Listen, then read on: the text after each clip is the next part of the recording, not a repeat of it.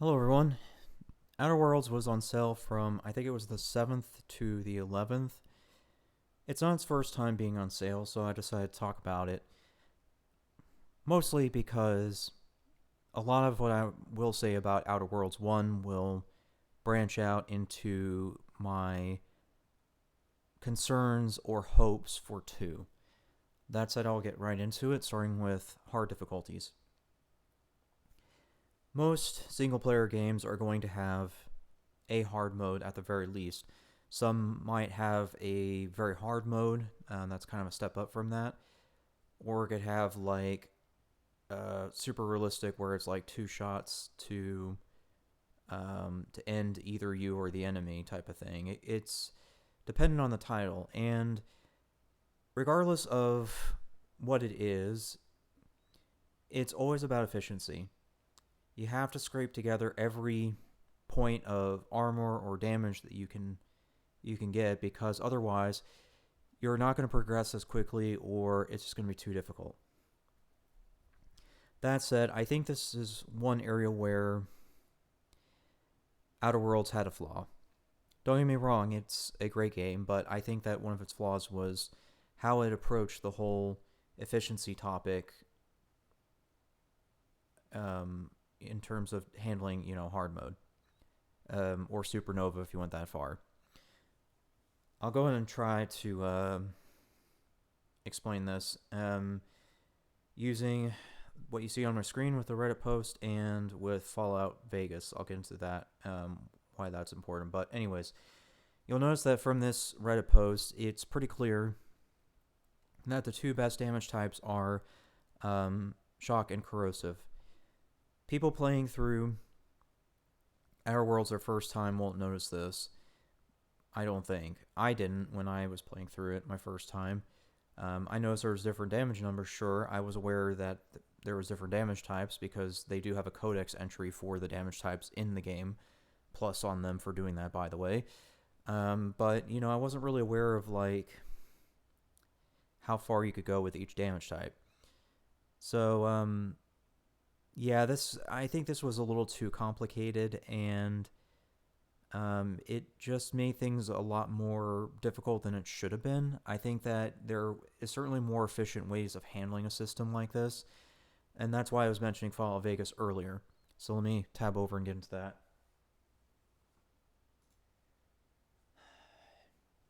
Okay, so Fallout Vegas was probably just as chaotic as Outer Worlds, but the idea or concept is what I'm after here. So you'll notice I pulled up all these different ammo types, and you can notice that with each one they'll have something like JHP, HP, or P plus, arm piercing, and things like that. So while some of these ammo types did have too many different types, the concept of it is where I'm going with this. I think what they could have done differently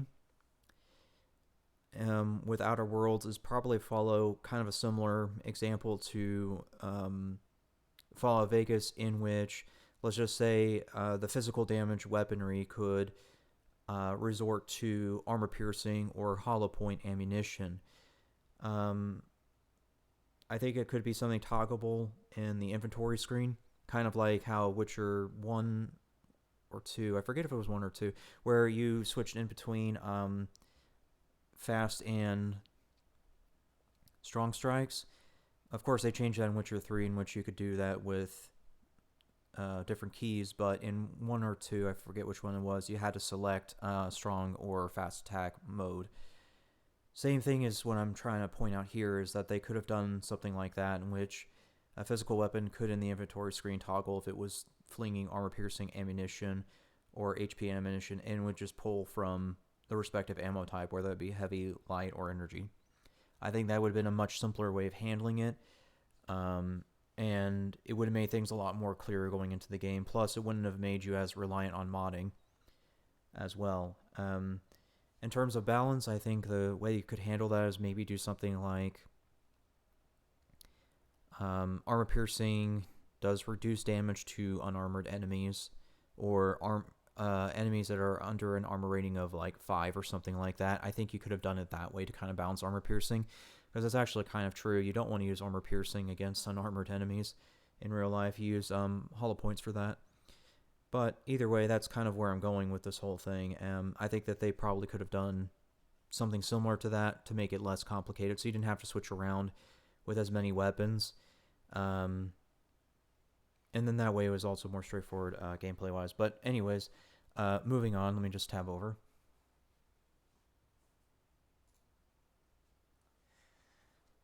Okay, so the next thing I want to talk about is melee. This is not something unique to Outer Worlds. It's becoming somewhat of a trend, in my opinion. I get really tired of seeing game after game where melee is just not efficient in hard mode, or it's just too difficult to do. Outer Worlds is not unique to this. Fallout 4 was similar. Even Cyberpunk, I know not a lot of people really like that game, but I'm just saying that's another example where melee just really fell off at the harder difficulties.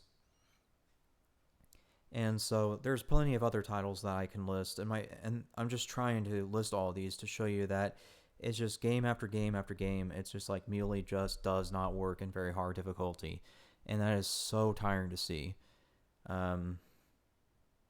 Each game is tiring in its own way. So, for example, in Fallout 4, at least before the expansions, anyways, yeah, the Overseer's Rifle, which if you went single fire and on the weapon and then single fire perks, you just destroyed everything from stealth attacks to where melee just, it made no point.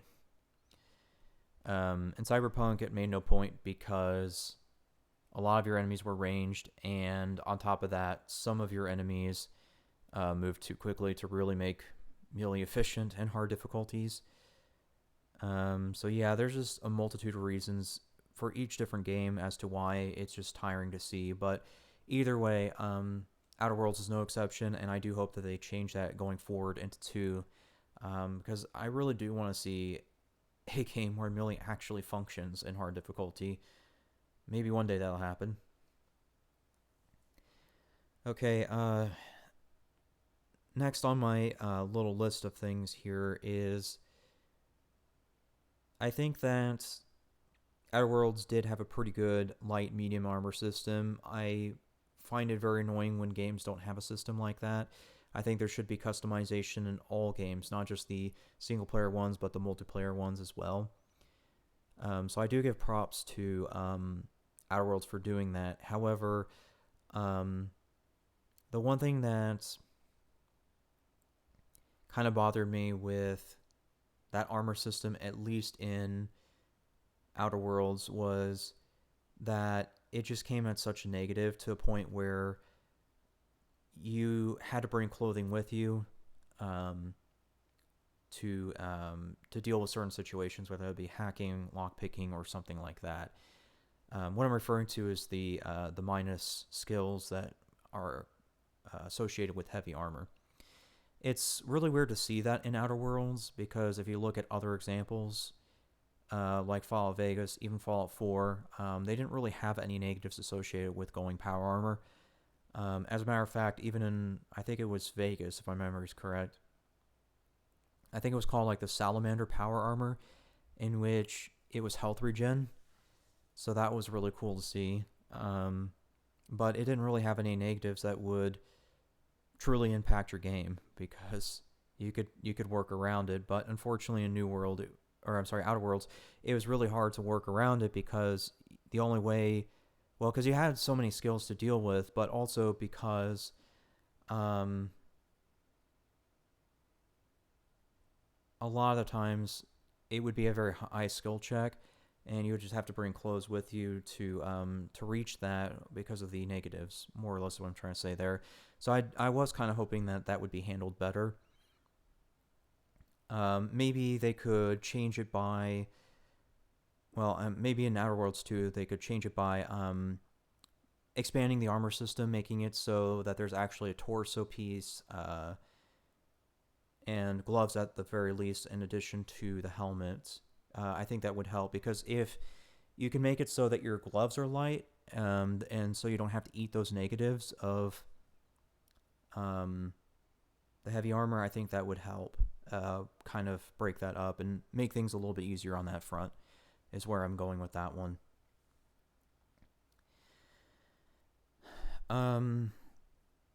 I would say the next thing I want to bring up is going back to weapons. I probably should have mentioned it when I was dealing with the damage types, but I've got so much on my brain, it's kind of hard for me to keep on one line of thought here. Um, they, I don't feel like they did a very good job in terms of making the information easy to understand or be aware of. It was difficult to figure out what is considered X distance in Outer Worlds in comparison to other games, of course. I mean, you could do it in a couple different ways, but I'm just saying in comparison to, other games where, like, the range to your target is displayed on the scope, for instance. That's the kind of thing I'm referring to. That's, to me, is more helpful when dealing with that, because it's just, when you look at the detail page and saying like 200 meters is your maximum effective range, you're just sitting there like, well, what's considered 200 meters in this game, right?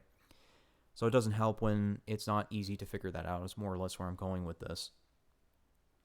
That's important in single player games involving stealth and ranged attacks, in my opinion, so that should be a little bit easier to figure out. Kind of related to that is the modding system. I thought it was,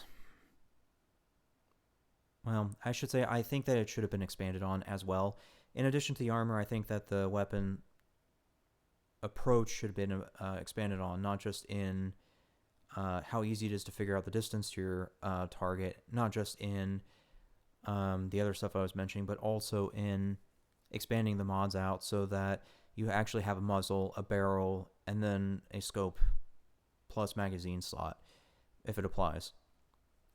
That way you can put, say, a suppressor on a Fun Times barrel, which I think is the mod that does critical damage.